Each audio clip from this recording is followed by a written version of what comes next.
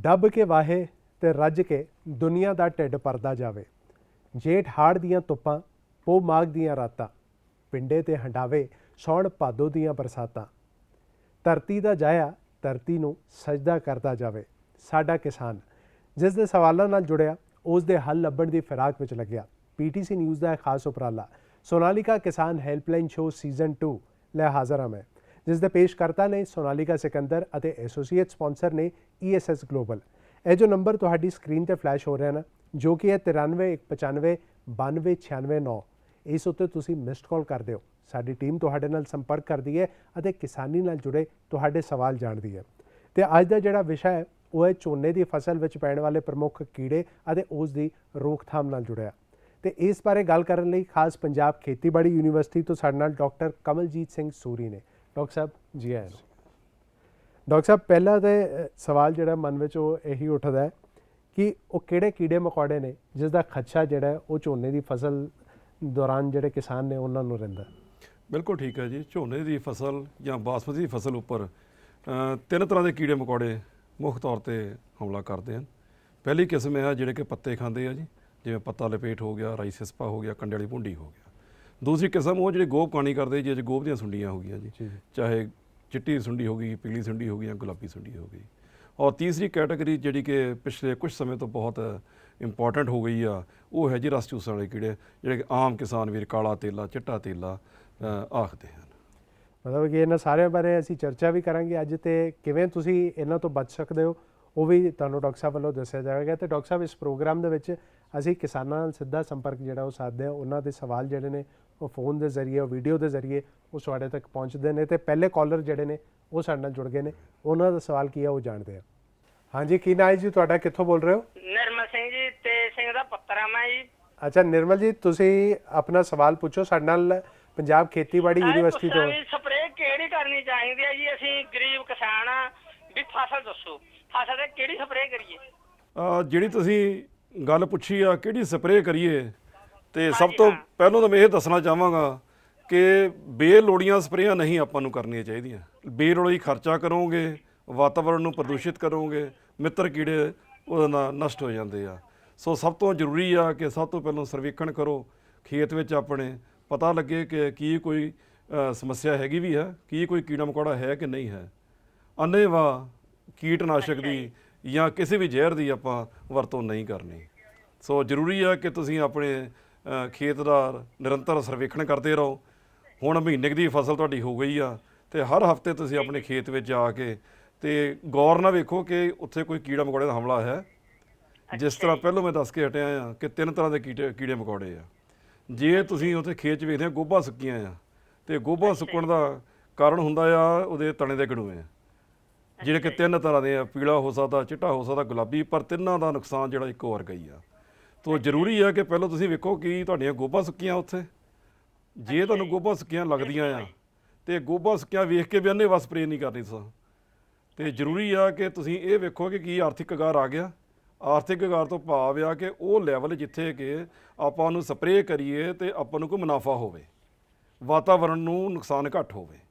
ਸੋ ਜੇ ਤੁਸੀਂ ਜੀਰੀ ਲਾਉਂਦੇ ਹੋ ਗੈਰ ਬਾਸਮਤੀ, ਤੇ ਉਹਦੇ ਵਾਸਤੇ ਜੇ ਊਸ਼ਾ ਆ ਕੋਈ ਨਹੀਂ, ਤੇ ਉਹਦੇ ਵਾਸਤੇ ਕੀ ਹੈ ਕਿ 5% ਜੇ ਗੋਭਾ ਸੁੱਕੀਆਂ ਹੋਣ, 5% ਤੋਂ ਭਾਵ ਆ ਕਿ ਜੇ 100 ਪਿੱਛੇ 5 ਗੋਭਾ ਤੁਹਾਡੀਆਂ ਕਾਣੀਆਂ ਆ, ਸੁੱਕੀਆਂ ਆ, ਔਰ ਉਹ ਗੋਭਾ ਜਿਹੜੀਆਂ ਕਿ ਸੁਖਾਲੀਆਂ ਬਾਹਰ ਖਿੱਚੀਆਂ ਜਾਂਦੀਆਂ ਆ, ਤੇ ਉਹਦੇ ਵਾਸਤੇ ਤੁਹਾਨੂੰ ਲੋੜ ਆ ਫਿਰ ਕਿਸੇ ਕੀਟਨਾਸ਼ਕ ਦੀ।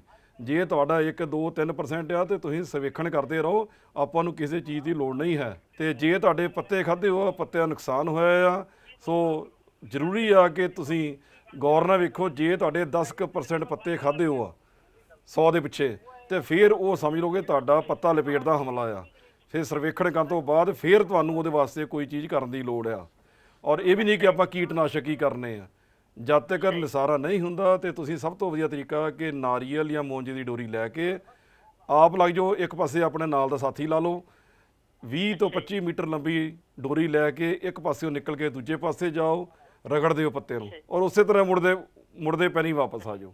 ਜਿੰਨੇ ਵੀ ਤੁਹਾਡੇ ਪੱਤਾ ਲਪੇਟ ਆ ਉਹ 2 ਪੱਤੇ ਬੰਨ੍ਹ ਕੇ ਤੇ ਵਿੱਚ ਖਾਂਦਾ ਆ ਜੀ। ਤੇ ਉਹਦਾ ਨੁਕਸਾਨ ਕੀ ਆ ਕਿ ਜਦੋਂ ਵਿੱਚੋਂ ਡੋਰੀ ਫੇਰਦੇ ਆ ਤੁਸੀਂ ਤੇ ਪੱਤੇ ਖੁੱਲ੍ਹ ਜਾਂਦੇ ਆ। ਪੱਤੇ ਖੁੱਲ੍ਹਣ ਨਾਲ ਕੀ ਆ ਕਿ ਜਿਹੜਾ ਤੁਹਾਡਾ ਸੁੰਡੀ ਵਿੱਚ ਖਾਰੀ ਆ ਹਰੀ, ਉਹ ਥੱਲੇ ਗਿਰ ਜੂ। ਪਰ ਸ਼ਰਤ ਇਹੀ ਆ ਕਿ ਥੱਲੇ ਤੁਹਾਡੇ ਪਾਣੀ ਜ਼ਰੂਰ ਲੱਗਿਆ ਹੋਵੇ। ਸੋ ਇਸ ਕਰਕੇ ਅੰਨ੍ਹੇਵਾਹ ਸਪਰੇਅ ਨਹੀਂ ਕਰਨੀ। ਲੋੜ ਪੈਣ ਅਨੁਸਾਰ ਜੇ ਆਰਥਿਕ ਆਗਾਰ ਤੇ ਹੈ ਤਾਂ ਫਿਰ ਆਪਾਂ ਨੂੰ ਸਪਰੇਅ ਕਰਨ ਦੀ ਲੋੜ ਹੈ। ਨਿਰਮਲ ਜੀ, ਬਹੁਤ ਬਹੁਤ ਧੰਨਵਾਦ ਤੁਹਾਡੇ ਇਸ ਸਵਾਲ ਦੇ ਲਈ। ਤੇ ਜਿਵੇਂ ਡਾਕਟਰ ਸਾਹਿਬ ਨੇ ਵੀ ਕਿਹਾ, ਅਸੀਂ ਵੀ ਇਸ ਪ੍ਰੋਗਰਾਮ ਦੇ ਜ਼ਰੀਏ ਬਾਰ-ਬਾਰ ਕਹਿ ਰਹੇ ਹਾਂ ਕਿ ਅੰਨ੍ਹੇਵਾਹ ਸਪਰੇਅ ਕਰਨਾ ਜਿਹੜਾ ਹੈ ਉਹ ਬਿਮਾਰੀਆਂ ਦਾ ਘਰ ਹੀ ਹੈ। ਡਾਕਟਰ ਸਾਹਿਬ, ਇਸ ਦੇ ਨਾਲ ਹੀ ਸਿੱਧਾ ਖੇਤਾਂ ਤੋਂ ਕਿਸਾਨ ਸਾਡੇ ਨਾਲ ਜੁੜ ਰਹੇ ਨੇ, ਹਾਂਜੀ, ਉਹਨਾਂ ਦਾ ਸਵਾਲ ਕੀ ਹੈ ਉਹ ਵੀ ਜਾਣਦੇ ਹਾਂ। ਝੋਨਾ ਆਪਾਂ ਲਾਇਆ, ਉਹਦੇ ਵਾਸਤੇ ਕਿਹੜੇ ਕਿਹੜੇ ਉਹਨੂੰ ਕੀੜੇ ਲੱਗਦੇ ਨੇ, ਉਹਦੇ ਵਾਸਤੇ ਕਿਹੜੀ ਕਿਹੜੀ ਆਪਾਂ ਦਵਾਈ ਦੀ ਵਰਤੋਂ ਕਰ ਸਕਦੇ ਹਾਂ? ਬੜਾ ਹੀ ਦਰੁਸਤ ਸਵਾਲ ਆ ਤੁਹਾਡਾ, ਤੇ ਇਹੀ ਅਸੀਂ ਡਿਸਕਸ ਕਰ ਰਹੇ ਹਾਂ ਕਿ ਜਿਸ ਤਰ੍ਹਾਂ ਦੱਸਿਆ ਕਿ 3 ਤਰ੍ਹਾਂ ਦੇ ਕੀੜੇ ਮਕੌੜੇ ਆ, ਤੇ ਉਹਨਾਂ ਦਾ ਆਰਥਿਕ ਸਰਵੇਖਣ ਹੀ ਆਪਾਂ ਨੂੰ ਆਰਥਿਕ ਆਗਾਰ ਤੇ ਆਉਣ ਤੇ ਹੀ ਕੋਈ ਉਪਰਾਲਾ ਕਰਨਾ ਚਾਹੀਦਾ। 2 ਕੀੜਿਆਂ ਦੀ ਮੈਂ ਗੱਲ ਤੁਹਾਡੇ ਨਾਲ ਕਰ ਚੁੱਕਾ ਹਾਂ, ਤੇ ਤੀਸਰਾ ਕੀੜਾ ਜਿਹੜਾ ਮੁੱਖ ਆ ਉਹ ਹੈ ਰਸ ਚੂਸਣ ਵਾਲਾ, ਉਹ ਜਿਹਨੂੰ ਆਪਾਂ ਕਹਿੰਦੇ ਆ ਪਲਾਂਟ ਹੌਪਰਸ ਕਹਿ ਦਿੰਦੇ ਆ, ਜਾਂ ਕਿਸਾਨ ਵੀਰ ਕਾਲਾ ਤੇਲਾ, ਚਿੱਟਾ ਤੇਲਾ ਉਹਨੂੰ ਆਖਦੇ ਆ। ਸੋ ਦੋਸਤੋ, ਇਹਦੇ ਕਾਲੇ ਤੇਲੇ ਦੀ ਖਾਸੀਅਤ ਇਹੀ ਆ। ਖਾਸੀਅਤ ਇਸ ਕਰਕੇ ਕਹਿ ਰਹੇ ਹਾਂ ਕਿਉਂਕਿ ਆਪਾਂ ਨੂੰ ਪਤਾ ਨਹੀਂ ਲੱਗਦਾ ਇਹਦਾ। ਉਦੋਂ ਪਤਾ ਲੱਗਦਾ ਜਦੋਂ ਕਿ ਬੂਝਿਆਂ ਦੇ ਵਿੱਚ ਆਪਣੇ ਬੂਝੇ ਦੇ ਬੂਝੇ ਸੁੱਕਣੇ ਸ਼ੁਰੂ ਹੋ ਜਾਣ, ਧੌੜੀਆਂ ਦੇ ਵਿੱਚ। ਸੋ ਜਦੋਂ ਧੌੜੀਆਂ ਸੁੱਕਣੇ ਸ਼ੁਰੂ ਹੋ ਗਏ ਉਦੋਂ ਆਪਾਂ ਨੂੰ ਇਹਦੇ ਬਾਰੇ ਜਾ ਕੇ ਪਤਾ ਲੱਗਦਾ ਆ। ਸੋ ਕਿਸਾਨ ਦੋਸਤੋ, ਜਿਸ ਤਰ੍ਹਾਂ ਪਹਿਲਾਂ ਦੱਸ ਕੇ ਹਟੇ ਆ ਕਿ ਲਗਾਤਾਰ ਸਰਵੇਖਣ ਕਰਦੇ ਰਹੋ, ਔਰ ਖ਼ਾਸ ਤੌਰ ਤੇ ਬੂਟਿਆਂ ਦੇ ਟਿੱਡਿਆਂ ਵਾਸਤੇ ਤੁਸੀਂ ਮਹੀਨੇ ਕੁ ਬਾਅਦ ਜਦੋਂ ਫਸਲ ਹੋ ਜਾਏ ਕੁਛ ਕੁ ਬੂਟੇ ਟੇਢੇ ਕਰਕੇ ਥਾਪੜੋ ਉਹਨਾਂ ਨੂੰ। ਥਾਪਣ ਨਾਲ ਕੀ ਹੋਊਗਾ ਕਿ ਜਿਹੜੇ ਉੱਪਰ ਟਿੱਡੇ ਆ ਇਹ ਸਾਰੇ ਮੋਢਾ ਲੈਂਦੇ ਆ। ਜੇ 100 ਦਾਣੇ ਆ, 100 'ਚ 90 95 98 ਦਾਣੇ ਜਿਹੜੇ ਆ ਉਹ ਤੁਹਾਡੇ ਮੋਢਾਂ 'ਚ ਰਹਿੰਦੇ ਆ ਜੀ।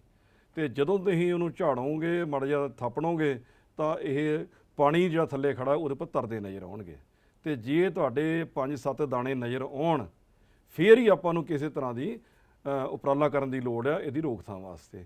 ਜੇ ਘੱਟ ਆ, ਕੋਈ 2 ਜਾਂ 3 ਆ, ਤੇ ਸਰਵੇਖਣ ਕਰਦੇ ਰਹੋ, ਹਫਤੇ ਦੇ ਹਫਤੇ ਕਰਦੇ ਰਹੋ। ਜਦੋਂ ਲੱਗਦਾ ਕਿ ਵੱਧ ਰਹੇ ਆ ਉਦੋਂ ਆਪਾਂ ਨੂੰ ਇਹਦੇ ਵਾਸਤੇ ਕੋਈ ਉਪਰਾਲਾ ਕਰਨ ਦੀ ਲੋੜ ਹੈ। ਬਹੁਤ ਹੀ ਵਿਸਤਾਰਪੂਰਵਕ ਡਾਕਟਰ ਸਾਹਿਬ ਜਾਣਕਾਰੀ ਦੇ ਰਹੇ ਹਨ। ਡਾਕਟਰ ਸਾਹਿਬ, ਇੱਕ ਹੋਰ ਕਾਲਰ ਨੇ ਜੋ ਸਾਡੇ ਨਾਲ ਜੁੜ ਗਏ ਨੇ, ਉਹਨਾਂ ਦਾ ਸਵਾਲ ਵੀ ਜਾਣਦੇ ਹਾਂ ਕੀ ਹੈ। ਹਾਂਜੀ, ਕੀ ਨਾਂ ਹੈ ਜੀ ਤੁਹਾਡਾ, ਕਿੱਥੋਂ ਬੋਲ ਰਹੇ ਹੋ? ਸਤਿ ਸ਼੍ਰੀ ਅਕਾਲ ਜੀ, ਮੈਂ ਜੋਰਾ ਸਿੰਘ ਬੋਲਦਾ ਜੀ, ਮੁਕਤਸਰ ਤੋਂ। ਜੋਰਾ ਜੀ, ਆਪਣੇ ਸਵਾਲ ਪੁੱਛੋ। ਸਾਡੇ ਨਾਲ ਮਾਹਿਰ ਨੇ ਪੰਜਾਬ ਖੇਤੀਬਾੜੀ ਯੂਨੀਵਰਸਿਟੀ ਤੋਂ। ਜੀ ਅਸੀਂ ਝੋਨਾ ਲਾਇਆ ਜੀ, ਤੇ ਪਿਛਲੀ ਵਾਰ ਜਦੋਂ ਝੋਨਾ ਲਾਇਆ ਸੀ ਤਾਂ ਸਪਰੇਹਾਂ ਦੇ ਬਾਵਜੂਦ ਪੱਤਾ ਲਪੇਟ ਕਾਬੂ ਕਰਨਾ ਔਖਾ ਹੋ ਗਿਆ ਸੀ ਜੀ। ਐਤਕੀ ਪੱਤਾ ਲਪੇਟ ਤੋਂ ਬਚਾ ਲਈ ਕੀ ਕਰਨਾ ਚਾਹੀਦਾ ਜੀ? ਹਾਂ ਜੋਰਾ ਸਿੰਘ ਜੀ, ਬਹੁਤ ਸਹੀ ਤੁਸੀਂ ਇਹ ਢੁਕਵਾਂ ਪ੍ਰਸ਼ਨ ਪੁੱਛਿਆ ਆ ਕਿ ਪੱਤਾ ਲਪੇਟ ਅੱਜ ਦੇ ਸਮੇਂ ਦੇ ਵਿੱਚ ਇਹ ਮੁੱਖ ਸਮੱਸਿਆ ਬਣੀ ਜਾ ਰਹੀ ਹੈ ਜੀ।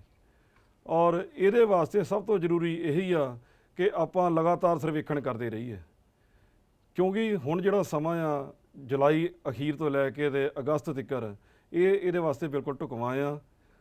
ਨਮੀ ਜ਼ਿਆਦਾ ਆ, ਗਰਮੀ ਹੈ, ਤੇ ਇਹਦੇ ਵਾਸਤੇ ਹਮਲਾ ਹੋਣ ਦੇ ਜ਼ਿਆਦਾ ਚਾਂਸ ਆ।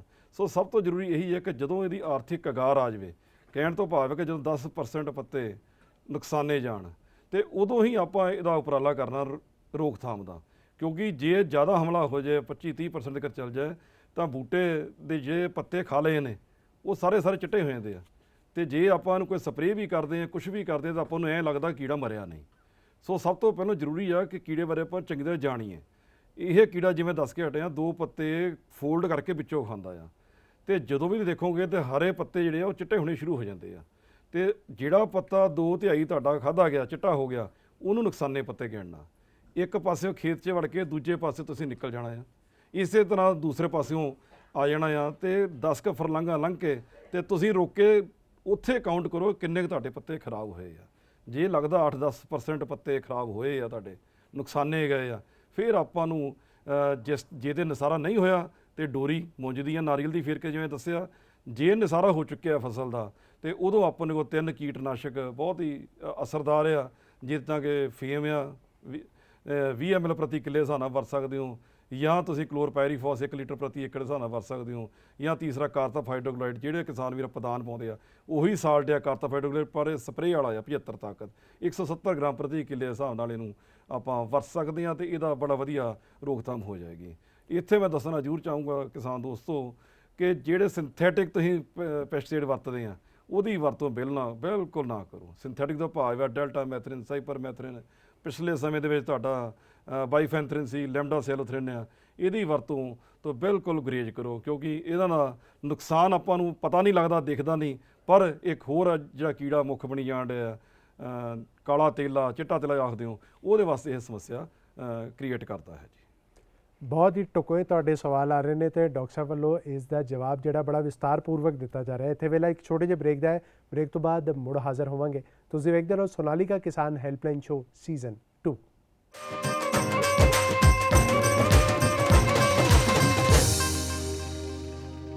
ਬ੍ਰੇਕ ਤੋਂ ਬਾਅਦ ਮੁੜ ਤੋਂ ਤੁਹਾਡਾ ਸਵਾਗਤ ਹੈ। ਤੁਸੀਂ ਵੇਖ ਰਹੇ ਹੋ ਸੋਨਾਲੀਕਾ ਕਿਸਾਨ ਹੈਲਪਲਾਈਨ ਸ਼ੋ ਸੀਜ਼ਨ 2 ਤੇ ਅੱਜ ਦਾ ਜਿਹੜਾ ਵਿਸ਼ਾ ਹੈ ਉਹ ਹੈ ਝੋਨੇ ਦੀ ਫਸਲ ਵਿੱਚ ਪੈਣ ਵਾਲੇ ਮੁੱਖ ਕੀੜੇ ਮਕੌੜੇ ਅਤੇ ਉਸ ਦੀ ਰੋਕਥਾਮ ਨਾਲ ਜੁੜਿਆ। ਤੇ ਸਾਡੇ ਨਾਲ ਪੰਜਾਬ ਖੇਤੀਬਾੜੀ ਯੂਨੀਵਰਸਿਟੀ ਤੋਂ ਡਾਕਟਰ ਕਮਲਜੀਤ ਸਿੰਘ ਸੂਰੀ ਨੇ। ਤੇ ਡਾਕਟਰ ਸਾਹਿਬ ਇੱਕ ਹੋਰ ਕਾਲਰ ਨੇ ਜੋ ਸਾਡੇ ਨਾਲ ਜੁੜ ਗਏ ਨੇ, ਉਹਨਾਂ ਦਾ ਸਵਾਲ ਜਾਣਦੇ ਹਾਂ ਕਿ ਹਾਂਜੀ ਕੀ ਨਾਂ ਹੈ ਜੀ ਤੁਹਾਡਾ, ਕਿੱਥੋਂ ਬੋਲ ਰਹੇ ਹੋ? ਮੇਰਾ ਨਾਮ ਬੂਟਾ ਸਿੰਘ ਹੈ ਜੀ, ਮੈਂ ਬਰਨਾਲੇ ਤੋਂ ਬੋਲਦਾਗਾ। ਤੇ ਸਰ ਜਦੋਂ ਪਿਛਲੀ ਵਾਰ ਅਸੀਂ ਝੋਨਾ ਲਾਇਆ ਸੀ ਤਾਂ ਉਹਦੇ ਵਿੱਚ ਕਾਲਾ ਤੇਲਾ ਬਹੁਤ ਪੈ ਗਿਆ ਸੀਗਾ। ਸਰ ਇਸ ਵਾਰ ਕਾਲਾ ਤੇਲੇ ਤੋਂ ਬਚਾਅ ਹੋ ਜੇ ਸਾਨੂੰ ਕੀ ਕਰਨ ਦੀ ਲੋੜ ਹੈ, ਇਹਦੇ ਬਾਰੇ ਸਾਨੂੰ ਸੁਝਾਅ ਚਾਹੀਦਾ ਸਰ। ਹਾਂ ਬਿਲਕੁਲ ਠੀਕ ਹੈ ਬੂਟਾ ਸਿੰਘ ਜੀ। ਅੱਜ ਦੇ ਸਮੇਂ ਦੇ ਵਿੱਚ ਇਹ ਜਿਹੜਾ ਕਾਲਾ ਤੇਲਾ ਆ ਜਾਂ ਚਿੱਟਾ ਤੇਲਾ ਆ, ਇਹ ਇੱਕ ਸਮੱਸਿਆ ਬਣੀ ਜਾ ਰਿਹਾ। ਔਰ ਇਹਦਾ ਕਾਰਨ ਕੀ ਹੈ, ਜਿੱਦਾਂ ਪਹਿਲਾਂ ਦੱਸ ਕੇ ਹਟਿਆ ਕਿ ਪੱਤਾ ਲਪੇਟ ਦੀ ਰੋਕਥਾਮ ਵਾਸਤੇ ਕਿਸਾਨ ਵੀਰ ਕਈ ਵਾਰੀ ਡੀਲਰਾਂ ਦੀ ਸਲਾਹ ਦੇ ਉੱਪਰ ਸਿੰਥੈਟਿਕ ਪੈਰਾਥੋਇਡ ਮਿਕਸ ਕਰਦੇ ਆ। ਸਿੰਥੈਟਿਕ ਪੈਰਾਥੋਇਡ ਭਾਵ ਜਿਵੇਂ ਦੱਸਿਆ ਕਿ ਸਾਈਪਰਮੈਥਰਿਨ, ਡੈਲਟਾਮੈਥਰਿਨ, ਫੈਨਵਲਰੇਟ ਜਾਂ ਤੁਹਾਡਾ ਲੈਮਡਾਸੈਲੋਥਰਿਨ ਜਾਂ ਬਾਈਫੈਂਥਰਿਨ, ਇਹ 2 ਜਾਂ 3 ਦਵਾਈਆਂ ਮਿਕਸ ਕਰਕੇ ਤੇ ਪੱਤਾ ਲਪੇਟ ਦੀ ਰੋਕਥਾਮ ਕਰਦੇ ਆ। ਪੱਤਾ ਲਪੇਟ ਰੁਕ ਜਾਂਦਾ, ਪਰ ਇਹ ਜਿਹੜਾ ਟਿੱਡਾ ਆ ਇਹਦਾ ਸੁਭਾਅ ਇਹੋ ਜਿਹਾ ਕਿ ਇਹ ਮੁੱਢਾਂ ਵਾਲ ਹੀ ਰਹਿੰਦਾ ਆ। ਜੇ 100 ਦਾਣੇ ਆ, 100 ਚੋਂ 99 ਦਾਣੇ, 98 ਦਾਣੇ ਇਹਦੇ ਮੁੱਢਾਂ 'ਚ ਹੀ ਰਹਿਣੇ ਆ, ਪਤਾ ਨਹੀਂ ਲੱਗਦਾ ਆਪਾਂ ਨੂੰ। ਸੋ ਪਤਾ ਕਦੋਂ ਲੱਗਦਾ, ਜਦੋਂ ਇਹ ਧੌੜੀਆਂ ਦੇ ਵਿੱਚ ਆਪਣਾ ਝੋਨਾ ਸੁੱਕਣਾ ਸ਼ੁਰੂ ਹੋ ਜਾਂਦਾ ਆ। ਸੋ ਉਦੋਂ ਆਪਾਂ ਨੂੰ ਪਤਾ ਲੱਗਦਾ ਲੈ ਵੀ ਤੇਲਾ ਪੈ ਗਿਆ। ਸੋ ਸਭ ਤੋਂ ਪਹਿਲਾਂ ਦੋਸਤੋ ਇਹੀ ਆ ਕਿ ਕਾਲੇ ਤੇਲੇ ਤੋਂ ਬਚਾਅ ਵਾਸਤੇ ਜਿਹੜੇ ਸਿੰਥੈਟਿਕ ਮਿਸ਼ਰਣ ਕਰਦੇ ਆ ਉਹ ਬੰਦ ਕਰ ਦਿਓ। ਜੇ ਸਿੰਥੈਟਿਕ ਵਰਤਣੇ ਬੰਦ ਕਰ ਦਿਓ, ਤੇਲੇ ਦੀ ਅੱਧੀ ਸਮੱਸਿਆ ਤੁਹਾਡੀ ਉੱਥੇ ਹੀ ਖੜ੍ਹ ਗਈ, ਨਹੀਂ ਆਊਗੀ। ਦੂਸਰੀ ਗੱਲ ਕਿ ਜਿੱਦਾਂ PAU ਖੇਤੀਬਾੜੀ ਯੂਨੀਵਰਸਿਟੀ ਸਿਫਾਰਿਸ਼ ਕਰਦੀ ਹੈ ਕਿ ਝੋਨਾ ਲਗਾਤਾਰ ਪਾਣੀ ਨਾ ਖੜਾ ਕਰੋ। ਉਹਦੇ ਨਾਲ ਕੀ ਆ ਕਿ ਜਦੋਂ ਪਾਣੀ ਜੀਰ ਜਵੇ ਉਸ ਤੋਂ ਬਾਅਦ ਤੁਸੀਂ 2 ਦਿਨ ਬਾਅਦ ਫਿਰ ਪਾਣੀ ਲਾਓ, ਤ੍ਰੇੜਾ ਨਾ ਪਾਟਣ। ਉਹਦਾ ਕੀ ਹੋਊਗਾ ਕਿ ਇਹਦਾ ਥੋੜ੍ਹਾ ਵਾਤਾਵਰਣ ਬਦਲ ਜਾਂਦਾ ਆ ਤੇ ਜਿਹੜਾ ਕਾਲਾ ਤੇਲਾ ਚਿੱਟਾ ਤੇਲਾ ਇਹਦੀ ਜਿਹੜੀ ਗਰੋਥ ਆ, ਇਹਦੀ ਡਿਵੈਲਪਮੈਂਟ ਆ, ਇਹਦੀ ਆਪੇ ਹੀ ਠੱਲ ਪੈ ਜਾਂਦੀ ਆ। ਪਰ ਫਿਰ ਵੀ ਜੇ ਲੱਗਦਾ ਆ ਕਿ ਤੁਹਾਡਾ 5 ਜਾਂ 5 ਤੋਂ ਵੱਧ ਦਾਣੇ ਜਿਹੜੇ ਤੁਸੀਂ ਝਾੜਦੇ ਹੋ ਜਦੋਂ ਥੱਲੇ ਗਿਰਦੇ ਆ, ਫਿਰ ਆਪਾਂ ਨੂੰ ਕਿਸੇ ਕੀਟਨਾਸ਼ਕ ਦੀ ਲੋੜ ਹੈ।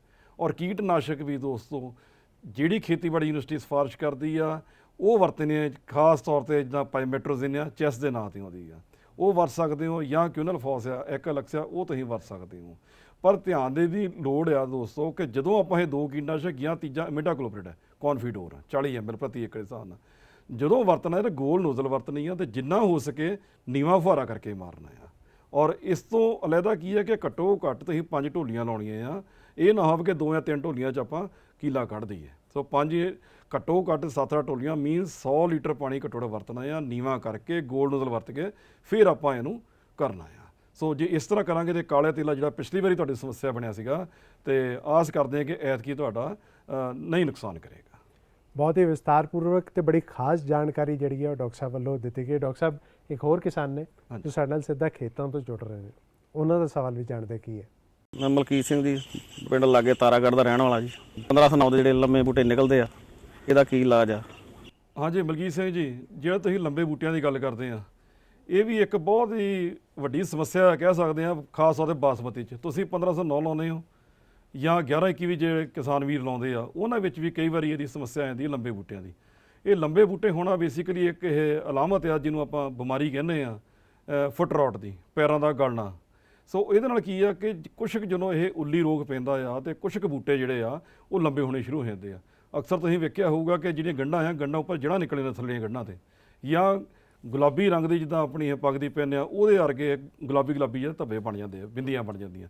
ਸੋ ਇਹ ਇੱਕ ਉੱਲੀ ਰੋਗ ਆ ਇਹ। ਔਰ ਇਹਦੀ ਰੋਕਥਾਮ ਵਾਸਤੇ ਸਭ ਤੋਂ ਜ਼ਰੂਰੀ ਇਹ ਆ ਕਿ ਜਦੋਂ ਖਾਸ ਉਹਦੇ ਬਾਸਮਤੀ ਲਾਉਣੀ ਆ, ਹੁਣ ਤਾਂ ਵੈਸੇ ਸਮਾਂ ਲੰਘ ਗਿਆ ਬਾਸਮਤੀ ਲਾਉਣ ਵਾਲਾ, ਉਹਦੇ ਵਾਸਤੇ ਕੀ ਸੀਡ ਟਰੀਟਮੈਂਟ ਕਰਨੀ ਆ, ਬੀਜ ਨੂੰ ਸੁੱਧਣਾ ਆ ਆਪਾਂ। ਔਰ ਬੀਜ ਨੂੰ ਸੁੱਧਣ ਵਾਸਤੇ ਕੀ ਆ, ਟ੍ਰਾਈਕੋਗ੍ਰਾਮ ਹਾਰਜ਼ੀਆਨਮ ਇੱਕ ਪਾਊਡਰ ਆ। ਇਸ ਪਾਊਡਰ ਨੂੰ 15 ਗ੍ਰਾਮ ਨੂੰ 1 ਕਿਲੋ ਬੀਜ ਦੇ ਨਾਲ ਆਪਾਂ ਮਿਕਸ ਕਰਨਾ ਆ। ਜੇ 8 ਕਿਲੋ ਅਸੀਂ ਕਿੱਲੇ ਦਾ ਲੈਣਾ ਤੇ ਉਹਨੂੰ 15 ਨਾਲ ਜਰਵੇ ਕਰਕੇ ਤੇ ਉਹਦੇ ਨਾਲ ਮਿਕਸ ਕਰਕੇ ਆਪਾਂ ਫੇਰ ਬੀਜਣੀ ਆ। ਪਰ ਉਹ ਸਮਾਂ ਆਪਣਾ ਲੰਘ ਗਿਆ। ਉਸ ਤੋਂ ਬਾਅਦ ਇਹ ਕਿ ਜਦੋਂ ਪਨੀਰ ਪੱਟ ਕੇ ਲਾਉਣੀ ਆ, ਆਪਾਂ ਖੇਤ 'ਚ ਲਾਉਣੀ ਆ ਪਨੀਰੀ, ਉਦੋਂ ਵੀ ਕੀ ਹੈ ਕਿ 15 ਗ੍ਰਾਮ ਨੂੰ 1 ਲੀਟਰ 'ਚ ਘੋਲ ਲਓ। ਕਹਿਣ ਤੋਂ ਭਾਵ ਕਿ ਜੇ 100 ਲੀਟਰ ਲੈਣਾ ਤਾਂ 1500 ਗ੍ਰਾਮ 1.5 ਕਿਲੋ ਜਿਹੜਾ ਹੈਗਾ ਇਹ ਪਾਊਡਰ ਲੈਣਾ ਆ ਟ੍ਰਾਈਕੋਡਰਮਾ ਦਾ, ਤੇ ਉਹਨੂੰ ਉਹਦੇ ਨਾਲ ਜਿੰਨੀਆਂ ਜੜ੍ਹਾਂ ਹੈਗੀਆਂ ਜੜ੍ਹਾਂ ਸਾਰੀਆਂ ਡੋਬ ਦਿਓ। ਸਾਰੀ ਰਾਤ ਪਈ ਰਹਿਣ ਦਿਓ, ਘੱਟੋ ਘੱਟ 6 ਘੰਟੇ ਰੱਖਣੇ ਜ਼ਰੂਰੀ ਆ, ਉਸ ਤੋਂ ਬਾਅਦ ਉਹਨੂੰ ਟਰਾਂਸਪਲਾਂਟ ਕਰ ਦਿਓ। ਸੋ ਹੁਣ ਉਹ ਸਮਾਂ ਦੋਵੇਂ ਨਿਕਲ ਚੁੱਕਿਆ। ਹੁਣ ਇਹੀ ਆ ਕਿ ਜੇ ਤੁਹਾਡੇ ਬੂਟੇ ਲੰਬੇ ਨਜ਼ਰ ਆਉਂਦੇ ਆ, ਉਹਨਾਂ ਨੂੰ ਤੁਸੀਂ ਜੜੋਂ ਨਸ਼ਟ ਕਰ ਦਿਓ, ਕੱਟ ਕੇ ਬਾਹਰ ਸਿੱਟ ਕੇ ਥੱਲੇ ਦੱਬ ਦਿਓ। ਜੇ ਵਿੱਚ ਛੱਡਾਂਗੇ ਤੇ ਜਿਹੜੇ ਜੀਵਾਣੂ ਆ ਉਹ ਤੁਹਾਡੀ ਧਰਤੀ 'ਚ ਗਿਰਨਗੇ ਤੇ ਅਗਲੇ ਸਾਲ ਹੋਰ ਸਮੱਸਿਆ ਕਰਨਗੇ। ਸੋ ਇਹ ਬਹੁਤ ਜ਼ਰੂਰੀ ਆ। ਔਰ ਇੱਥੇ ਇੱਕ ਚੀਜ਼ ਹੋਰ ਦੱਸਣੀ ਚਾਹਾਂਗਾ ਕਿ ਇਸ ਬਿਮਾਰੀ ਵਾਸਤੇ ਜਿੱਥੇ ਵੀ ਬਾਸਮਤੀ 'ਚ ਆਉਂਦੀ ਆ, ਡੀਲਰ ਆਮ ਤੌਰ 'ਤੇ ਤੁਹਾਨੂੰ ਦਵਾਈ ਚੁਕਾ ਦਿੰਦੇ ਆ। ਸੋ ਦੋਸਤੋ, ਕਿਸੇ ਵੀ ਦਵਾਈ ਦਾ ਇਹਦੇ ਉੱਪਰ ਅਸਰ ਨਹੀਂ ਹੈ, ਸਿਰਫ ਸੀਡ ਸੋਧਣਾ, ਬੀਜ ਸੋਧਣਾ ਹੀ ਆ ਦਾ ਇਲਾਜ, ਜਾਂ ਪਨੀਰ ਸੋਧਣਾ। ਸੋ ਕੋਈ ਵੀ ਦਵਾਈ ਇਹਦੇ ਵਾਸਤੇ ਨਾ ਵਰਤਿਓ। ਔਰ ਇੱਕ ਹੋਰ ਕਿ ਇਹਨੂੰ ਤਣੇ ਦੇ ਗੜੂਏ ਦੇ ਨਾਲ ਵੀ ਕਈ ਵਾਰੀ ਭੁਲੇਖਾ ਖਾ ਜਾਂਦੇ ਹੋ। ਤਣੇ ਦੇ ਗੜੂਏ ਦੀ ਖਾਸੀਅਤ ਹੈ, ਜਿਸ ਤਰ੍ਹਾਂ ਦੱਸਿਆ ਸੀ, ਗੋਭ ਦੀ ਖਿੱਚੋਗੇ ਤਾਂ ਸੁਖਾਲੀ ਬਾਹਰ ਨਿਕਲ ਜਾਂਦੀ ਆ। ਇਹਦੇ ਵਿੱਚ ਕੀ ਆ, ਸਾਰਾ ਬੂਝਾ ਹੀ ਇਹ ਸੁੱਕ ਜਾਂਦਾ ਆ ਤੇ ਜੜੋਂ ਹੀ ਨਿਕਲ ਜਾਂਦਾ ਆ। ਸੋ ਉਹਦੇ ਕਰਕੇ ਕੋਈ ਵੀ ਕੀਟਨਾਸ਼ਕ ਇਹਦੇ ਵਾਸਤੇ ਆਪਾਂ ਨਹੀਂ ਵਰਤਣਾ ਜੀ। ਉਮੀਦ ਹੈ ਤੁਹਾਨੂੰ ਆਪਣੇ ਸਵਾਲ ਦਾ ਪੂਰਨ ਤੌਰ ਤੇ ਜਵਾਬ ਜਿਹੜਾ ਉਹ ਮਿਲ ਗਿਆ ਹੋਵੇਗਾ। ਡਾਕਟਰ ਸਾਹਿਬ, ਇੱਕ ਕਾਲਰ ਸਾਡੇ ਨਾਲ ਜੁੜ ਗਏ ਨੇ, ਉਹਨਾਂ ਦਾ ਸਵਾਲ ਕੀ ਹੈ ਉਹ ਵੀ ਜਾਣਦੇ ਆ। ਹਾਂਜੀ, ਕੀ ਨਾਂ ਹੈ ਜੀ ਤੁਹਾਡਾ, ਕਿੱਥੋਂ ਬੋਲ ਰਹੇ ਹੋ? हेलो, मेरा नाम प्रेम सिंह जी है, मुक्तसर तो बोल रहे हैं मैं। हाँ जी, अपना सवाल पूछो, थोड़ी उच्ची अपना सवाल पूछना। मैं बासमती लाई सी 20-25 दिन हो गए जी, ਹਾਂਜੀ ਹਾਂਜੀ। ਤੇ ਉਸ ਦੇ ਵਿੱਚ ਪੀਲਾਪਣ ਬਹੁਤ ਆ ਰਿਹਾ ਤੇ ਕੀੜੀ ਲੱਗ ਰਹੀ ਹੈ ਜੜ ਨੂੰ। ਇਹੀ ਮੈਂ ਅੱਗੇ ਪਹਿਲਾਂ ਦੱਸ ਕੇ ਹਟਿਆ, ਕੀੜੀ ਲੱਗਦੀ ਤੁਸੀਂ ਦੇਖੋ ਕੀ ਤੁਹਾਡੀਆਂ ਗੋਭਾ ਸੁੱਕਦੀਆਂ ਪਹਿਲਾਂ ਜੀ। ਜੇ ਤੁਹਾਨੂੰ ਲੱਗਦਾ ਕਿ ਤੁਹਾਡੀਆਂ ਗੋਭਾ ਸੁੱਕਦੀਆਂ ਆ, ਫਿਰ ਜੇ ਬਾਸਮਤੀ ਲਾਈ ਆ ਫਿਰ ਤਾਂ ਤੁਸੀਂ 2% ਦੇਖੋ, ਮਤਲਬ 100 ਪਿੱਛੇ 2 ਗੋਭਾ ਸੁੱਕਦੀਆਂ ਆ। ਜੇ ਤੁਹਾਡੀ ਗੈਰ ਬਾਸਮਤੀ ਆ ਤੇ ਉਹਦੇ ਵਾਸਤੇ ਦੇਖੋਗੇ ਕੀ 5 ਗੋਭਾ ਸੁੱਕਦੀਆਂ ਆ। ਜੇ ਤੁਹਾਨੂੰ ਲੱਗਦਾ ਕਿ ਗੋਭਾ ਸੱਚੀ ਸੁੱਕ ਰਹੀਆਂ ਆ, ਜੋ ਖਿੱਚੀਆਂ ਜਾਂਦੀਆਂ ਸੁਖਾਲੀਆਂ, ਫਿਰ ਉਹਦੇ ਵਾਸਤੇ ਆਪਾਂ ਨੂੰ ਉਪਰਾਲਾ ਕਰਨ ਦੀ ਲੋੜ ਹੈ। ਜਿਸ ਤਰ੍ਹਾਂ ਮੈਂ ਅੱਗੇ ਦੱਸਿਆ ਕੀਟਨਾਸ਼ਕ ਆ ਤੇ ਉਹ ਆਪਾਂ ਵਰਤ ਸਕਦੇ ਹਾਂ। ਬਹੁਤ ਬਹੁਤ ਸ਼ੁਕਰੀਆ ਤੁਹਾਡੇ ਸਵਾਲ ਦੇ ਲਈ। ਤੇ ਡਾਕਟਰ ਸਾਹਿਬ, ਅੱਜ ਕੱਲ੍ਹ ਅਖਬਾਰਾਂ ਵਿੱਚ ਅਮੂਮਨ ਜਿਹੜੀ ਹੈ ਬਹੁਤ ਚਰਚਾ ਹੈ ਦਾਣੇਦਾਰ ਕੀਟਨਾਸ਼ਕਾਂ ਦੀ, ਇਹ ਕਿੱਥੋਂ ਤੱਕ ਲਾਹੇਵੰਦ ਨੇ? ਦਾਣੇਦਾਰ ਕੀਟਨਾਸ਼ਕ ਤੁਸੀਂ ਬਹੁਤ ਵਧੀਆ ਇੱਕ ਵਿਸ਼ਾ ਛੇੜਿਆ ਹੈ ਜੀ। ਅਖਬਾਰਾਂ ਦੇ ਵਿੱਚ ਵੀ ਤੇ WhatsApp ਦੇ ਵਿੱਚ ਕਾਫੀ ਇਹ ਅੱਜ ਕੱਲ੍ਹ ਚੱਲ ਰਿਹਾ ਦਾਣੇਦਾਰ ਕੀਟਨਾਸ਼ਕ ਦਾ। ਸੋ ਮੈਂ ਇੱਥੇ ਦੱਸਣਾ ਚਾਹਾਂਗਾ ਕਿ ਪੰਜਾਬ ਖੇਤੀਬਾੜੀ ਯੂਨੀਵਰਸਿਟੀ ਕੀਟਨਾਸ਼ਕ ਜਿਹੜੇ ਹੈ ਸਪਰੇਅ ਕਰਨ ਵਾਲੇ, ਉਹਦੀ ਪ੍ਰੋੜਤਾ ਕਰਦੀ ਆ ਗੈਰ ਬਾਸਮਤੀ ਝੋਨੇ ਦੇ ਉੱਪਰ।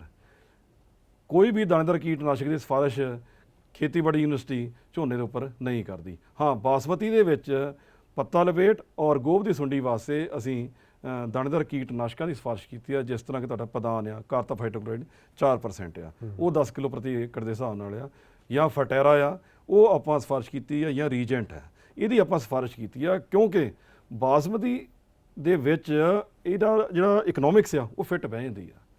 ਕੋਈ ਵੀ ਦੇ ਦਾਣੇਦਾਰ ਪਾਉਂਦੇ ਆ ਤੇ ਉਹਦੀ ਜਿਹੜੀ ਮੁੱਲ ਆ ਪਾਉਣ ਦਾ 800 ਰੁਪਈਆ 900 ਰੁਪਏ ਤੋਂ ਘੱਟ ਨਹੀਂ ਪੈਂਦਾ, ਤੇ ਉਹ ਆਪਾਂ ਨੂੰ ਝੋਨੇ ਵਿੱਚ ਨਹੀਂ ਵਾਰਿਆ ਖਾਂਦਾ। ਸੋ ਇਸ ਕਰਕੇ ਜਿੰਨੇ ਵੀ ਇਹ ਦਾਣੇਦਾਰ ਕੀਟਨਾਸ਼ਕ ਆ, ਸੋ PAU ਸਿਫਾਰਿਸ਼ ਕਰਦੀ ਆ ਕਿ ਸਿਰਫ ਤੇ ਸਿਰਫ ਲੋੜ ਪੈਣ ਤੇ, ਜੇ ਆਰਥਿਕ ਅਗਾਰ 2% ਆ ਗਈ ਆ ਜਾਂ ਪੱਤਾ ਲਪੇਟ ਦਾ ਹਮਲਾ 10% ਹੈ, ਫਿਰ ਆਪਾਂ ਬਾਸਮਤੀ 'ਚ ਹੀ ਵਰਤਨੇ ਆ। ਗੈਰ ਬਾਸਮਤੀ ਵਿੱਚ ਆਪਣੇ ਇਨਸੈਕਟੀਸਾਈਡ ਜਿਹੜੇ ਸਪਰੇਅ ਕਰਦੇ ਆ, ਜਿਹਦਾ ਫੇਮ ਹੈ, ਫਲੋਬੈਂਡਾਮਾਈਡ ਹੈ, ਜਾਂ ਕਲੋਰਪਾਇਰੀਫੋਸ ਹੈ, ਉਹ ਜਾਂ ਕਾਰਤਾਫਾਈਟੋਕਲੋਰਾਈਡ ਹੈ, ਜਿਹੜਾ ਪਦਾਨ ਦਾ ਹੀ ਇੱਕ ਸਪਰੇਏਬਲ ਸੋਲੂਸ਼ਨ ਹੈ, ਉਹ ਅਸੀਂ ਸਿਫਾਰਿਸ਼ ਕਰਦੇ ਹਾਂ। ਤੇ ਇੱਥੇ ਵੇਲਾ ਛੋਟੇ ਜਿਹੇ ਬ੍ਰੇਕ ਦਾ ਹੈ। ਬ੍ਰੇਕ ਤੋਂ ਬਾਅਦ ਇੱਕ ਅਗਾਂਹਵਧੂ ਕਿਸਾਨ ਦੇ ਨਾਲ ਤੁਹਾਡੀ ਜਿੱਥੇ ਮੁਲਾਕਾਤ ਕਰਾਵਾਂਗੇ, ਉੱਥੇ ਹੋਣਗੇ ਟਿਪਸ ਫॉर ਟਰੈਕਟਰ ਵੀ। ਤੁਸੀਂ ਵੇਖਦੇ ਰਹੋ ਸੋਨਾਲੀਕਾ ਕਿਸਾਨ ਹੈਲਪਲਾਈਨ ਸ਼ੋ ਸੀਜ਼ਨ 2।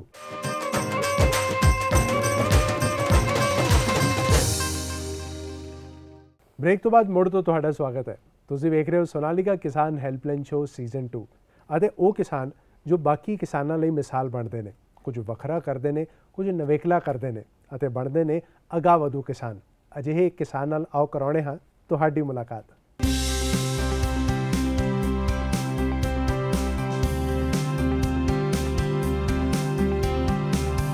ਕਰਜ਼ੇ ਦੇ ਬੋਝ ਹੇਠ ਦੱਬੇ ਕਿਸਾਨਾਂ ਦੀਆਂ ਖੁਦਕੁਸ਼ੀਆਂ ਦੀਆਂ ਖਬਰਾਂ ਆਏ ਦਿਨ ਨਜ਼ਰ ਆਉਂਦੀਆਂ ਨੇ। ਪਰ ਜਲੰਧਰ ਦੇ ਕਸਬਾ ਨਕੋਦਰ ਦਾ ਇੱਕ ਕਿਸਾਨ ਸਿਰ ਤੇ ਲੱਖਾਂ ਦਾ ਕਰਜ਼ਾ ਹੋਣ ਦੇ ਬਾਵਜੂਦ ਹੋਰਨਾਂ ਕਿਸਾਨਾਂ ਲਈ ਮਿਸਾਲ ਬਣਿਆ ਹੈ। ਨਕੋਦਰ ਫਗਵਾੜਾ ਰੋਡ ਤੇ ਪੈਂਦੇ ਪ੍ਰੀਤਨਗਰ ਦਾ ਰਹਿਣ ਵਾਲਾ ਕਿਸਾਨ ਦਵਿੰਦਰ ਸਿੰਘ ਸੰਧੂ ਅਗਾਂਹਵਧੂ ਕਿਸਾਨਾਂ ਦੀ ਸੂਚੀ 'ਚ ਆਉਂਦਾ ਹੈ। 10ਵੀਂ ਪਾਸ ਤੇ 45 ਸਾਲਾ ਉਮਰ ਦਾ ਦਵਿੰਦਰ ਸਿੰਘ 20 ਏਕੜ ਜ਼ਮੀਨ 'ਚ ਖੇਤੀ ਕਰ ਰਿਹਾ ਹੈ। ਇਸ ਵਿੱਚੋਂ 18 ਏਕੜ ਜ਼ਮੀਨ ਉਸ ਦੀ ਠੇਕੇ ਤੇ ਲਈ ਹੋਈ ਹੈ। ਦਵਿੰਦਰ ਸਿੰਘ ਮੁਤਾਬਕ ਉਹ 2.5 ਦਹਾਕਿਆਂ ਤੋਂ ਸਬਜ਼ੀਆਂ ਦੀ ਖੇਤੀ ਕਰਦਾ ਆ ਰਿਹਾ ਹੈ। ਉਹਨੂੰ ਸਬਜ਼ੀਆਂ ਤੇ ਫਲਾਂ ਦੀ ਖੇਤੀ ਕਰਕੇ ਅਨੇਕਾਂ ਸਨਮਾਨ ਹਾਸਲ ਹੋਏ ਨੇ। ਮੁੱਖ ਤੌਰ ਤੇ ਸਾਲ 2010 ਦੇ ਵਿੱਚ ਪੰਜਾਬ ਖੇਤੀਬਾੜੀ ਯੂਨੀਵਰਸਿਟੀ ਵੱਲੋਂ ਸੁਰਜੀਤ ਸਿੰਘ ਢਿੱਲੋਂ ਅਵਾਰਡ, 2013 ਵਿੱਚ ਮੁੱਖ ਮੰਤਰੀ ਅਵਾਰਡ ਅਤੇ ਭਾਰਤੀ ਖੇਤੀ ਖੋਜ ਪ੍ਰੀਸ਼ਦ ਵੱਲੋਂ ਮਿਲਿਆ ਸਨਮਾਨ ਸ਼ਾਮਲ ਨੇ। ਦਵਿੰਦਰ ਸਿੰਘ ਦੀ ਖੇਤੀ ਪ੍ਰਤੀ ਰੁਚੀ ਦਾ ਅੰਦਾਜ਼ਾ ਇੱਥੋਂ ਲਾਓ ਕਿ ਉਹ ਮਜ਼ਦੂਰਾਂ ਤੋਂ ਕੰਮ ਕਰਾਉਣ ਦੇ ਨਾਲ-ਨਾਲ ਖੁਦ ਹੱਥੀਂ ਵੀ ਖੇਤੀਬਾੜੀ ਕਰਨ ਨੂੰ ਤਰਜੀਹ ਦਿੰਦਾ ਹੈ। ਖੇਤੀਬਾੜੀ ਯੂਨੀਵਰਸਿਟੀ ਦੇ ਕਿਸਾਨ ਕਲੱਬ ਦਾ ਮੈਂਬਰ ਹੋਣ ਕਰਕੇ ਉਹ ਹੋਰਨਾਂ ਸੂਬਿਆਂ ਦੇ ਵਿੱਚ ਆਉਂਦਾ ਜਾਂਦਾ ਰਹਿੰਦਾ ਹੈ ਨਵੇਂ ਤਰੀਕੇ ਸਿੱਖਣ ਦੇ ਲਈ। ਸਨਮਾਨ ਦੇ ਵਿੱਚ ਯੂਨੀਵਰਸਿਟੀ ਲੁਧਿਆਣਾ ਤੋਂ ਸੁਰਜੀਤ ਸਿੰਘ ਢਿੱਲੋਂ ਅਵਾਰਡ 2010 ਦੇ ਵਿੱਚ ਮਿਲਿਆ ਜੀ, ਤੇ 2013 ਦੇ ਵਿੱਚ ਫਿਰ ਯੂਨੀਵਰਸਿਟੀ ਵੱਲੋਂ ਮੁੱਖ ਮੰਤਰੀ ਅਵਾਰਡ ਜਿਹੜਾ ਸੀ ਉਹ ਮੈਂ ਹਾਸਲ ਕੀਤਾ। ਮੇਰੀ ਪੰਜਾਬ ਦੇ ਵਿੱਚੋਂ ਖੇਤੀ ਜਿਹੜੀ ਉਹ ਨੰਬਰ 1 ਤੇ ਆਈ। ਤੇ ਹੋਰ ਜਿਹੜੇ ਇਹਨਾਂ ਯੂਨੀਵਰਸਿਟੀ ਡਾਕਟਰ ਸਾਹਿਬਾਨ ਆ ਉਹ ਸਾਡੇ ਫਾਰਮ 'ਤੇ ਵੀ ਗੇੜਾ ਮਾਰਦੇ ਰਹਿੰਦੇ ਆ। ਅਸੀਂ ਇਹਨਾਂ ਦੀਆਂ ਮੀਟਿੰਗਾਂ ਵੀ ਜਿਹੜੀਆਂ ਉਹ ਜਾਂਦੇ ਰਹਿੰਦੇ ਆ। ਤੇ ਹਾਲੇ ਤੱਕ ਇਹਨਾਂ ਦੇ ਕ੍ਰਿਸ਼ੀ ਵਿਗਿਆਨ ਕੇਂਦਰ ਦੇ ਕੋਲੋਂ ਕੁਛ ਨਾ ਕੁਛ ਜਿਹੜਾ ਉਹ ਅਸੀਂ ਸਿੱਖਦੇ ਰਹਿੰਦੇ ਹਾਂ। ਕਰਜ਼ੇ ਦੇ ਸਤਾਈ ਕਿਸਾਨਾਂ ਦੀਆਂ ਖੁਦਕੁਸ਼ੀਆਂ ਨੂੰ ਗਲਤ ਦੱਸਦਿਆਂ ਦਵਿੰਦਰ ਸਿੰਘ ਕਹਿੰਦਾ ਹੈ ਕਿ ਉਹਦੇ ਸਿਰ ਇਸ ਵੇਲੇ 20 ਲੱਖ ਰੁਪਏ ਦਾ ਖੇਤੀਬਾੜੀ ਦਾ ਖਰਚਾ ਹੈ, ਪਰ ਖੁਦਕੁਸ਼ੀ ਦਾ ਵਿਚਾਰ ਲਿਆਉਣਾ ਕਿਸੇ ਮਸਲੇ ਦਾ ਹੱਲ ਨਹੀਂ ਹੈ। ਅਸੀਂ ਦੇਖਦੇ ਹਾਂ ਸੁਣਦੇ ਹਾਂ ਬਈ ਕਿਸੇ ਸਿਰ 2 ਲੱਖ ਰੁਪਇਆ ਕਰਜ਼ਾ ਸੀ, ਕਿਸੇ ਸਿਰ 5 ਲੱਖ ਰੁਪਇਆ ਕਰਜ਼ਾ ਸੀ, ਉਹ ਕਿਸਾਨ ਖੁਦਕੁਸ਼ੀ ਕਰ ਗਿਆ।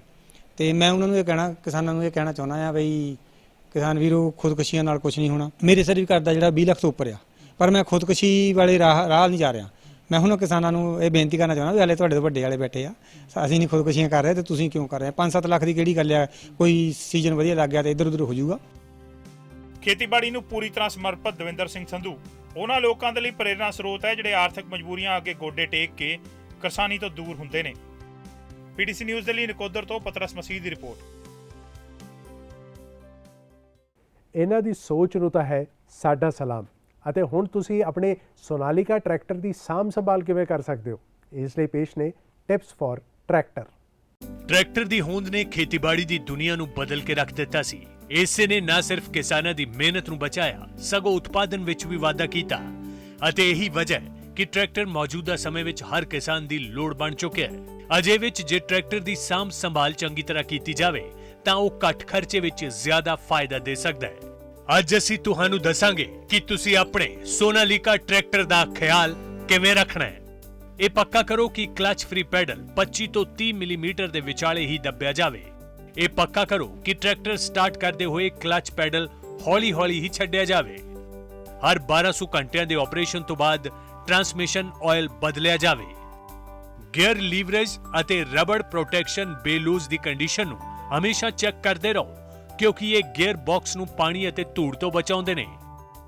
ਕਲਚ ਪੈਡਲ ਤੇ ਪੈਰ ਰੱਖ ਕੇ ਪੈਰਾਂ ਨੂੰ ਆਰਾਮ ਨਾ ਦਿਓ। ਵੱਡੇ ਗੇਅਰ ਵਿੱਚ ਘੱਟ ਆਰਪੀਐਮ ਇਸਤੇਮਾਲ ਨਾ ਕਰੋ। ਜਦੋਂ ਵੀ ਟਰਾਂਸਮਿਸ਼ਨ ਆਇਲ ਨੂੰ ਕੱਢਣਾ ਹੋਵੇ, hydraulic control leverage down position ਵਿੱਚ ਹੋਣੇ ਚਾਹੀਦੇ ਨੇ। ਲਿਫਟ ਕਵਰ ਬੋਲਟ ਹਮੇਸ਼ਾ ਟਾਈਟ ਹੋਣੇ ਚਾਹੀਦੇ ਨੇ। ਉੱਪਰਲੇ ਅਤੇ ਹੇਠਲੇ ਲਿੰਕ ਦੇ ਬਾਲ ਜੁਆਇੰਟ ਸਾਫ਼ ਅਤੇ ਸੁੱਕੇ ਹੋਣੇ ਚਾਹੀਦੇ ਨੇ। ਉੱਪਰਲੇ ਲਿੰਕ ਕਨੈਕਸ਼ਨ ਨਾਲ ਕੁਝ ਵੀ ਖਿੱਚਣ ਦੀ ਕੋਸ਼ਿਸ਼ ਨਾ ਕਰੋ, ਇਹ ਖਤਰਨਾਕ ਹੋ ਸਕਦਾ ਹੈ। ਸਟੀਅਰਿੰਗ ਗੇਅਰ ਬਾਕਸ ਲਈ ਗਲਤ ਗ੍ਰੇਡ ਦਾ ਤੇਲ ਇਸਤੇਮਾਲ ਨਾ ਕਰੋ। ਟਰੈਕਟਰ ਦੀ ਵਰਤੋਂ ਸਮੇਂ ਟਾਇਰ ਵਿੱਚ ਉਚਿਤ ਪ੍ਰੈਸ਼ਰ ਹੋਣਾ ਜ਼ਰੂਰੀ ਹੈ। ਇਸ ਨਾਲ ਟਾਇਰਾਂ ਦੀ ਉਮਰ ਲੰਮੀ ਅਤੇ ਘੱਟ ਤੇਲ ਦੀ ਖਪਤ ਹੁੰਦੀ ਹੈ। ਕੋਈ ਵੀ ਤੇਲ, ਗਰੀਸ ਜਾਂ ਖੇਤੀ ਵਿੱਚ ਵਰਤੇ ਜਾਣ ਵਾਲੇ ਸਪਰੇਅ ਜਿਨ੍ਹਾਂ ਵਿੱਚ ਐਸਿਡ ਹੋਵੇ, ਟਾਇਰ ਦੇ ਸੰਪਰਕ ਵਿੱਚ ਨਾ ਆਉਣ। ਇਸ ਨਾਲ ਟਾਇਰਾਂ ਨੂੰ ਨੁਕਸਾਨ ਹੋ ਸਕਦਾ ਹੈ। ਅੱਜ ਦੇ ਸੋਨਾਲੀਕਾ ਕਿਸਾਨ ਹੈਲਪਲਾਈਨ ਸ਼ੋਅ ਸੀਜ਼ਨ 2 ਦੇ ਇਸ ਐਪੀਸੋਡ ਵਿੱਚ ਇੰਨਾ ਹੀ। ਅਗਲੇ ਹਫਤੇ ਮੁੜ ਹਾਜ਼ਰ ਹੋਵਾਂਗੇ ਇੱਕ ਨਵਾਂ ਵਿਸ਼ਾ ਲੈ ਕੇ। ਇਹ ਜੋ ਨੰਬਰ ਤੁਹਾਡੀ ਸਕਰੀਨ ਤੇ ਆ ਰਿਹਾ ਨਾ, ਜੋ ਕਿ ਹੈ 93195929, ਇਸ ਉੱਤੇ ਮਿਸਡ ਕਾਲ ਕਰਨੀ ਨਾ ਭੁੱਲਿਓ। ਸਾਡੀ ਟੀਮ ਤੁਹਾਡੇ ਨਾਲ ਸੰਪਰਕ ਕਰੇਗੀ ਅਤੇ ਕਿਸਾਨੀ ਨਾਲ ਜੁੜੇ ਤੁਹਾਡੇ ਸਵਾਲ ਜਾਣੇਗੀ ਤੇ ਮਾਹਿਰਾਂ ਵੱਲੋਂ ਉਸ ਦੇ ਜਵਾਬ ਦਿੱਤੇ ਜਾਣਗੇ। ਅਗਲੇ ਹਫਤੇ ਮੁੜ ਲੈ ਹਾਜ਼ਰ ਹੋਵਾਂਗੇ ਸੋਨਾਲੀਕਾ ਕਿਸਾਨ ਹੈਲਪਲਾਈਨ ਸ਼ੋਅ ਸੀਜ਼ਨ 2, ਜਿਸ ਦੇ ਪੇਸ਼ਕਰਤਾ ਨੇ ਸੋਨਾਲੀਕਾ ਸਿਕੰਦਰ ਅਤੇ ਐਸੋਸੀਏਟ ਸਪਾਂਸਰ ਨੇ ESS ਗਲੋਬਲ। ਦਿਓ ਇਜਾਜ਼ਤ, ਰੱਬ ਰੱਖਾ।